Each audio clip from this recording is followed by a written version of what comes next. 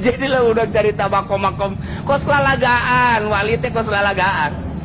Oh kos lalagaan tapi nyata. Nah anu mantak hese-hese lamun nuturkeun zahirna bae loba nu katolojok jeung wali mah.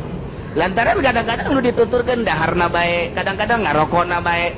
Horengan eta nu zahir nu eta anu hiji deuna di mana? Moal kaharti gue teh.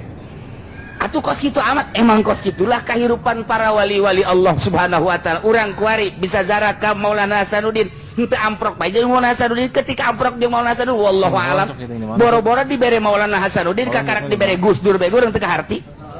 Dibere Gus Dur bae geus teu kaharti, lalagaan luar biasa pan. Gus Dur mah sering lalagaan biasa.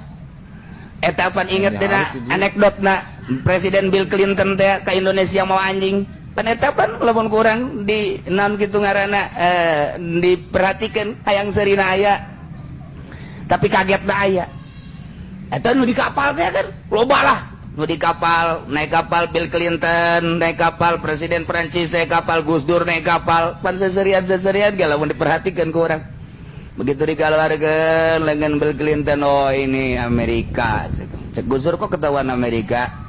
Ini patung Liberty kan kepegang sama sana. Oh iya betul. Mata cek Presiden Prancis, ini Prancis. Emang kenapa? Ini Tugu ada kekedat. Oh benar cek Gus Dur. Tinggal Gus Dur mikiran baik. Oh ini Tanah Abang ceknya. Cek Bill Clinton kok tahu ini Tanah Abang Gus? Jam saya hilang. Sial dah Gus Dur. lalagaan dia lamun diperhatikan ke orang maknanya jero jasa. Ketika Gus Dur carita jeung Bill Clinton carita jeung Presiden Carter dan lain sebagainya pimaknaeunana mengarah kana kewalian kabeh.